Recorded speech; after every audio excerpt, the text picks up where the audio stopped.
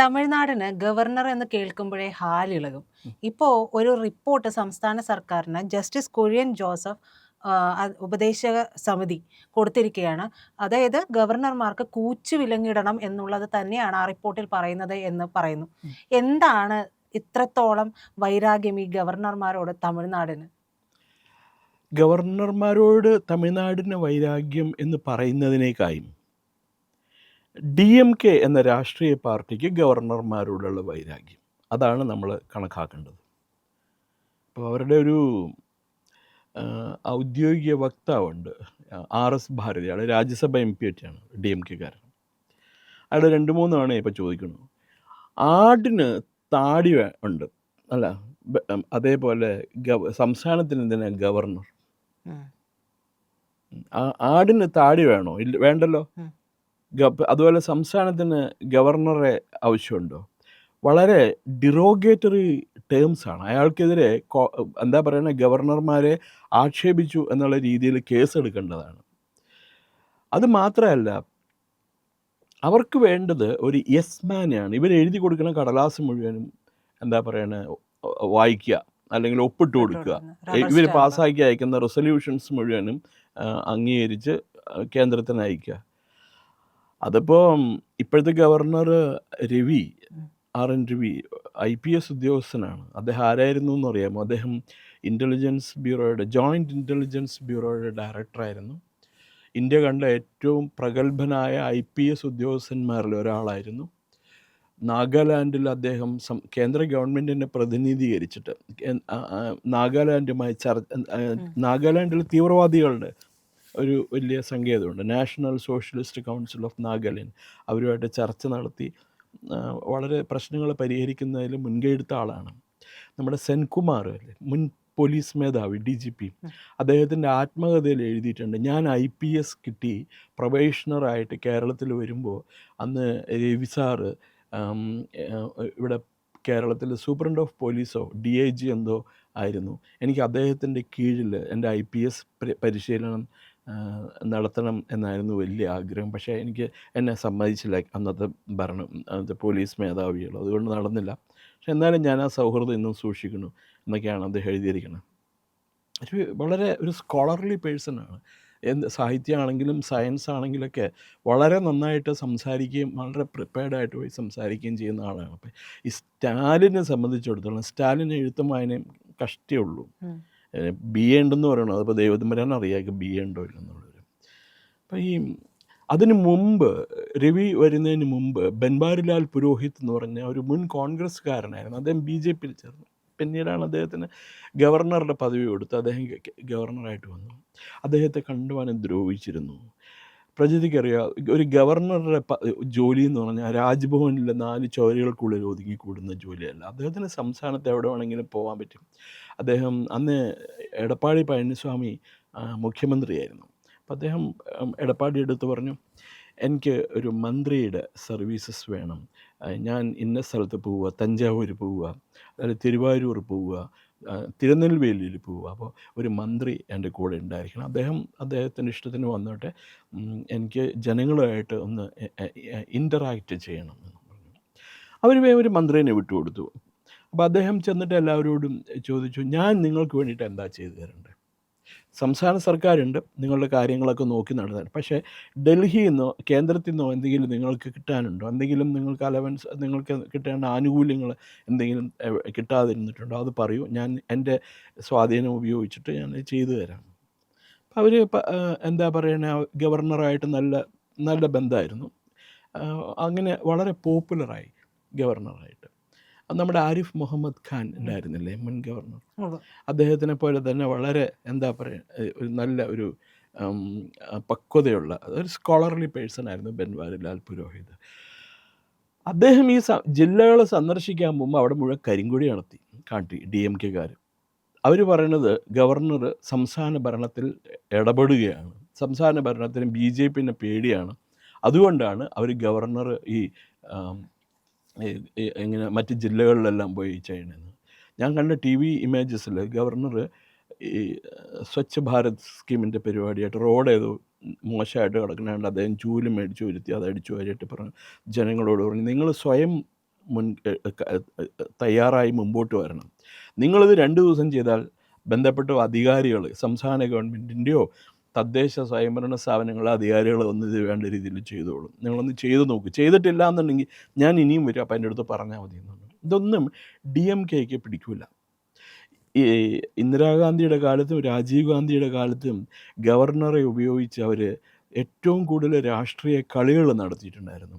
ഓരോ മുഖ്യമന്ത്രിയും രാവിലെ ഉറക്കം ഉണരുമ്പോൾ അന്വേഷിക്കുന്നത് തൻ്റെ കസേര ഇന്ന് ഉറപ്പായിട്ടുണ്ടോ അതോ തന്നെ മാറ്റിയോ ഇല്ലയോ എന്ന് അറിയാൻ വേണ്ടിയിട്ടാണ്.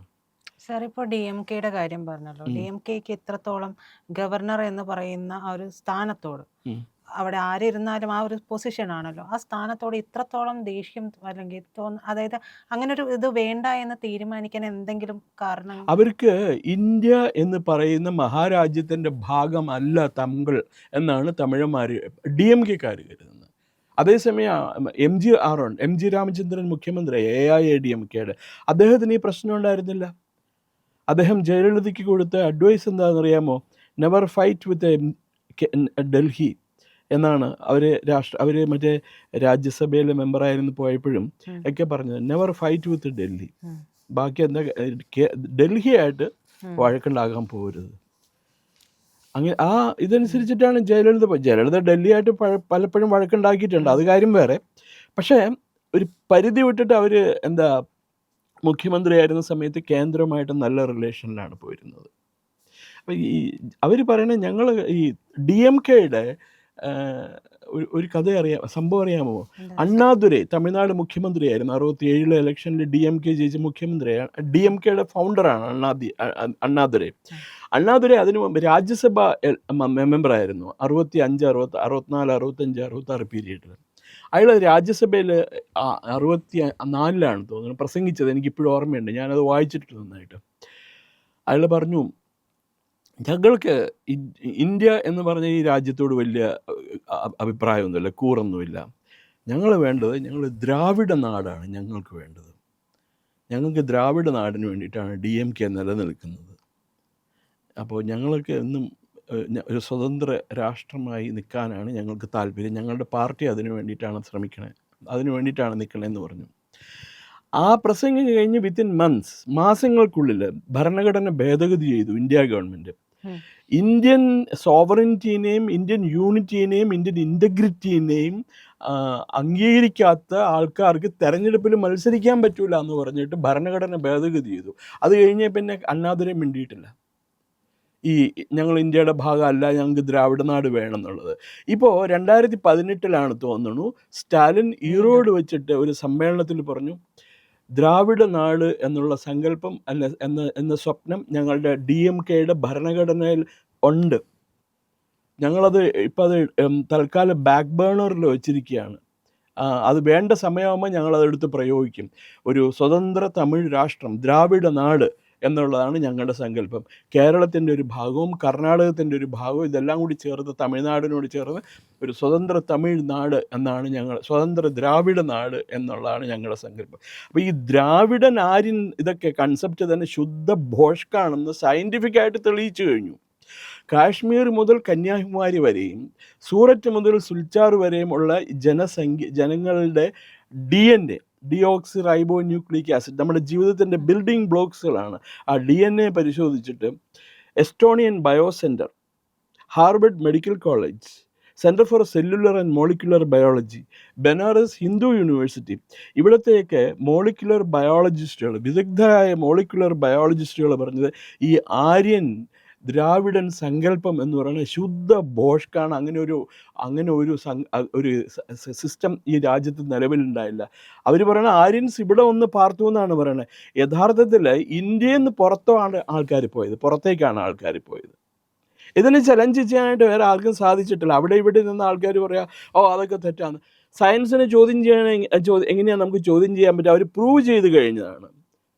ഇത് തെറ്റാണെന്ന് ആരും പ്രൂവ് ചെയ്തിട്ടില്ല. ഈ പേപ്പർ പബ്ലിഷ് ചെയ്തത് ഇന്ത്യയിൽ നിന്ന് ഉള്ള റിസർച്ച് സംഘത്തെ നയിച്ചത് തമിഴ്നാട്ടുകാരൻ കുമാരസ്വാമി തങ്കരാജ് എന്ന് പറയുന്ന സയൻറ്റിസ്റ്റാണ്. അദ്ദേഹം centre for cellular and molecular biology ഹൈദരാബാദിലെ ഡയറക്ടറാണ്. എൻ്റെ സ്നേഹിതനുണ്ട് അദ്ദേഹം, ജ്ഞാനേശ്വർ ചൗബെ. അദ്ദേഹം അന്ന് എസ്റ്റോണിയൻ ബയോ സെൻറ്ററിലായിരുന്നു. ഇപ്പം അദ്ദേഹം ബനാറസ് ഹിന്ദു യൂണിവേഴ്സിറ്റിയിലാണ്. അവർ പ്രസിദ്ധീകരിച്ച ആ റിസർച്ച് പേപ്പർ പീർ റിവ്യൂഡ് റിസർച്ച് പേപ്പർ. പീർ റിവ്യൂഡ് എന്ന് പറഞ്ഞാൽ ഇപ്പോൾ നമ്മളൊരു സയൻറ്റിഫിക് പേപ്പർ എഴുതി കഴിഞ്ഞിട്ടുണ്ടെങ്കിൽ അത് പരിശോധിക്കാനായിട്ട് ഹൈലി കോമ്പറ്റൻ്റ് ആയിട്ടുള്ള ശാസ്ത്രജ്ഞന്മാരുടെ ഒരു സംഘം ഉണ്ടാവും. അവർ പരിശോധിച്ചതിന് ശേഷമാണ് ഈ സയൻറ്റിഫിക് ജേണലിൽ എന്താ പറയണേ, നേച്ചർ എന്ന് പറഞ്ഞ മാസികയിലാണ് തോന്നുന്നു അത് വന്നത്. അതിനെ ചോദ്യം ചെയ്യാൻ ആർക്കും കഴിഞ്ഞിട്ടില്ല. അത് മാത്രമല്ല, അതിനെ സബ്സ്റ്റാൻഷിയേറ്റ് ചെയ്തുകൊണ്ട് doctor Shinde, VS Shinde, Deccan college, ഇപ്പോൾ ഒരു ഡീംഡ് യൂണിവേഴ്സിറ്റിയാണ്, അതിൻ്റെ വൈസ് ചാൻസലർ എഴുതിയൊരു സയൻറ്റിഫിക് പേപ്പർ ഉണ്ടായിരുന്നു. ഇങ്ങനെ ആര്യൻ ദ്രാവിഡൻ എന്നുള്ള സങ്കല്പം ഉണ്ടായിരുന്നില്ല. ഈ ആര്യൻ എന്ന് പറയുന്നത് ഒരു സാൻസ്ക്രിറ്റ് വേർഡാണ്. ഇപ്പോൾ ഈ സംസ്കൃത നാടകങ്ങളിലൊക്കെ പറയില്ലേ, ആര്യപുത്ര എന്നാണ് നായകനെ അല്ലെ നായകനെ വിളിക്കുന്നത്. ഇപ്പം സീത രാമനെ വിളിക്കണ ആര്യപുത്ര എന്നാണ് വിളിക്കുന്നത്, അല്ലെങ്കിൽ ആര്യപുത്രി എന്നാണ് അദ്ദേഹം തിരിച്ച് അഭിസംബോധന ചെയ്യണത്. ഈ പേരും പറഞ്ഞുകൊണ്ടാണ് ഇവർ വിവരക്കേട് മുഴുവൻ വിളിച്ച് പറഞ്ഞുകൊണ്ട് നടക്കുന്നത്. ഞങ്ങൾ ദ്രാവിഡന്മാരാണ്. എന്ത് ദ്രാവിഡൻ, എന്ത് ആര്യൻ? അങ്ങനെ ദ്രാവിഡന്മാരുടെ എന്താ ഫിസിക്കൽ ട്രേറ്റ്സ് എന്താ? അവർ പറയുന്നത് വെളുത്ത് മെലിഞ്ഞ് പൊക്കമുള്ള നല്ല സുന്ദരന്മാരായിട്ടുള്ള ആൾക്കാരാണ്. അങ്ങനെയാണെങ്കിൽ എന്താ പറയുക, സ്റ്റാലിൻ ആര്യനല്ലേ? അയാൾ നല്ല വെളുത്ത് പൊക്കം, ഒരു കാലത്ത് നല്ല സുന്ദരനായിരുന്നു. വൈക്കോ, ഈ ദ്രാവിഡൻ പ്രസ്ഥാനത്തിൻ്റെ ആളാന്ന് പറഞ്ഞുകൊണ്ട് നടക്കുന്ന ആൾ വൈക്കോ, വയ്യാപുരി ഗോപാലസ്വാമി എന്ന അയാളുടെ പേര്. റേഷണലിസ്റ്റാണ്, എത്തിസ്റ്റാണ്. എന്നിട്ട് അയാൾ ഈ എന്താ പറയുക, ഈ നമ്മുടെ ജ്യോതിഷികളുടെ അടുത്ത് പോയിട്ട് പേര് മാറ്റി വയ്യാപുരി ഗോപാലസ്വാമി എന്നുള്ള പേര് മാറ്റി വൈക്കോ എന്നാക്കി, ന്യൂമറോളജി പ്രകാരം. അതാണ് റേഷണലിസം. അപ്പോൾ അവർക്ക് ഇന്ത്യയുടെ ഭാഗമായിട്ടിരിക്കാൻ അവർക്ക് താല്പര്യമില്ല. അവർക്ക് എന്നും ഇന്ത്യയിൽ നിന്ന് വിഘടിച്ച് നിൽക്കാനാണ് അവർക്ക് താല്പര്യം. അതാണ് അവരുടെ ഈ ഗവർണറോടുള്ള വെറുപ്പിൻ്റെ കാര്യം. ഇപ്പം രവി പലപ്പോഴും പറഞ്ഞിട്ടുണ്ട്, ഈ ആര്യൻ ദ്രാവിഡൻ സങ്കല്പമൊക്കെ ശുദ്ധ തെറ്റാണ്. നിങ്ങൾ അതിൽ നിന്ന് ആ മെൻ്റൽ ബ്ലോക്കിൽ നിന്ന് നിങ്ങൾ പുറത്തു വരണം. ശാസ്ത്രം അനുദിനം എന്താ പറയുക, ഇത് പുരോഗമിച്ചുകൊണ്ടിരിക്കുകയാണ്. നമ്മൾ അതിനെ ചോദ്യം ചെയ്യണമെന്നുണ്ടെങ്കിൽ നമ്മുടെ അതിനു വേണ്ട സയൻറ്റിഫിക് അറിവ് നമുക്ക് വേണം, നോളജ് നമുക്ക് വേണം, ഡാറ്റ നമുക്ക് വേണം. അതില്ലാത്തിടത്തോളം കാലം എന്താണ് പുതിയതായിട്ട് കണ്ടുപിടിച്ചു എന്ന് പറയുന്നത് അതിനെ നമ്മൾ അംഗീകരിച്ചേ സാധിക്കുകയുള്ളൂ എന്നാണ് പറയണത്. അപ്പോൾ അവർക്ക് ഒരു സെപ്പറേറ്റ് തമിഴ് രാഷ്ട്രം, DMK വളരെ സൂക്ഷിക്കേണ്ട ഒരു രാഷ്ട്രീയ കക്ഷിയാണ്. വളരെ അപകടകാരികളാണ് അവർ ഇന്ത്യൻ യൂണിയനെതിരാണ്. ഇന്ന് ഇന്ത്യൻ യൂണിയൻ അവരെതിരാണ്. അഴിമതിയുടെ കാര്യത്തിൽ അവർ അച്ഛനം തോൽപ്പിക്കണ മോനാണ് ഇപ്പം ഭരിച്ചുകൊണ്ടിരിക്കുന്നത്, മുഖ്യമന്ത്രിയായിട്ട് കയറി അവിടെ ഭരിച്ചുകൊണ്ടിരിക്കുന്നത്. അപ്പം അതുകൊണ്ടാണ് അവർക്ക്, ഈ കാരണങ്ങൾ കൊണ്ടാണ് അവർക്ക് ഗവർണറുടെ പദവിയോട് ദേഷ്യം. ഇപ്പം എന്താ, വൈസ് ചാൻസലറുടെ പദവി, ഗവർണറാണ് വൈസ് ചാൻസലറെ പിക്കപ്പ് ചെയ്യേണ്ടത്, ചാൻസലർ എന്നുള്ള രീതിയിൽ. അവർ പറഞ്ഞ ഗവർണറെ ഇനി മുതൽ ചാൻസലർ ആക്കരുത്. കാരണം എന്താണെന്നറിയാമോ? ഈ ബൻവാരിലാൽ പുരോഹിത് തമിഴ്നാട്ടിൽ നിന്ന് പോയി കഴിഞ്ഞതിന് ശേഷം പറഞ്ഞത്, തമിഴ്നാട്ടിലെ ഒരു യൂണിവേഴ്സിറ്റിയുടെ വൈസ് ചാൻസലർ ആവണമെങ്കിൽ 10 കോടി മുതൽ 30 കോടി രൂപ വരെയാണ് ചാർജ്, ഒരു കൈക്കൂലി കൊടുക്കേണ്ടത്. ഓപ്പണായിട്ടാണ്, ഓപ്പൺ ടെൻഡറിങ് ആണ്. പൈസ എന്താ, ഇവിടെ നമ്മുടെ ഇവിടുത്തെ ചില ആൾക്കാർ PhD മേടിക്കണ പോലെയാണ് അവിടെ വൈസ് ചാൻസലറാവണം, 30 കോടി രൂപ. അതിൻ്റെ വളരെ തമാശയാണ്. ഒരു അണ്ണാ യൂണിവേഴ്സിറ്റി ഉണ്ട് തമിഴ്നാട്ടിൽ, ഏറ്റവും ലീഡ് യൂണിവേഴ്സിറ്റിയാണ്. ജയലളിത ഭരിച്ചിരുന്ന സമയത്ത് അണ്ണാ യൂണിവേഴ്സിറ്റി എന്നുള്ള പേരിലാണ് നടന്നത്. കരുണാനിധി വന്നു കഴിഞ്ഞിട്ട് ഈ അണ്ണാ യൂണിവേഴ്സിറ്റി 4 എണ്ണാക്കി. അണ്ണാ യൂണിവേഴ്സിറ്റി മദ്രാസ്, അണ്ണാ യൂണിവേഴ്സിറ്റി തൃശ്ശിനാപ്പള്ളി, അണ്ണാ യൂണിവേഴ്സിറ്റി കോയമ്പത്തൂർ, അണ്ണാ യൂണിവേഴ്സിറ്റി മധുരൈ. അപ്പോൾ എന്താ അഡ്വാൻറ്റേജ് എന്താ? ഓരോ യൂണിവേഴ്സിറ്റിയുടെയും വൈസ് ചാൻസലറെ അപ്പോയിൻ്റ് ചെയ്യാൻ 10 കോടി രൂപ വെച്ചിട്ട് മേടിക്കാം. മറ്റേത് ഒരാളല്ലേ അപ്പോയിൻ്റ് ചെയ്യാൻ പറ്റുള്ളൂ. ഇതാണ് അവരുടെ സ്വപ്നം. അപ്പം ഇവിടെ തന്നെ ഗവർണറെ മുഴുവനിട്ട് പേടിപ്പിക്കാൻ നോക്കും. രവിയെ പേടിപ്പിച്ചാൽ അങ്ങേര് പേടിക്കുമോ? ആരിഫ് മുഹമ്മദ് ഖാനെ പേടിപ്പിക്കാൻ നോക്കിയത് നടന്നോ? ഇപ്പോഴത്തെ ആളെ പേടിപ്പിക്കാൻ നോക്കുന്നുണ്ട്, അദ്ദേഹം കൂസാക്കുമോ? ഇതാണ് കാര്യം. അല്ലാണ്ട് തമിഴ്നാടിന് ഈ ഗവർണറോടുള്ള വെറുപ്പിനേക്കായി ഉപരി ഗവർണറോടുള്ള, ഇപ്പം നാളെ പറയുക ഞങ്ങൾ ഇന്ത്യ മഹാരാജ്യത്തിൻ്റെ ഭാഗമല്ല, ഞങ്ങളൊരു സ്വതന്ത്ര റിപ്പബ്ലിക്കാണ് എന്ന് പറഞ്ഞ് ഇത് ബില്ല് കൊണ്ടു കൊടുത്താൽ ഗവർണർ അതിൽ ഒപ്പിടണം എന്ന് പറഞ്ഞാൽ ഒപ്പിടുവോ? ഒരിക്കലും ഇല്ല. പ്രിയപ്പെട്ട പ്രേക്ഷകരെ, ഇന്ത്യ ലൈവ് ചാനലിന് നിങ്ങളുടെ സഹായം ആവശ്യമുണ്ട്. സഹായം വേണ്ടത് വളരെ നിസ്സാരമായൊരു സഹായമാണ്. നിങ്ങൾ നമ്മുടെ ചാനലിലെ വീഡിയോ കാണുമ്പോൾ ഇന്ത്യ ലൈവ് എന്നുള്ളതിൻ്റെ IND എന്നുള്ള ആ ലോഗോയിലൊന്ന് വിരലമർത്തിയാൽ അത് സബ്സ്ക്രൈബ് ചെയ്യാനുള്ളൊരു ബാർ തെളിഞ്ഞു വരും. അതിലൊന്ന് വിരലമർത്തി നമ്മുടെ ചാനൽ സബ്സ്ക്രൈബ് ചെയ്ത് ആ ബെൽ ബട്ടൺ കൂടി ഒന്ന് അമർത്തണം. ദയവായി നിങ്ങളുടെ സഹായം ഇന്ത്യ ലൈവിന് തുടർന്നും ഉണ്ടാവണമെന്ന് അഭ്യർത്ഥിക്കുന്നു.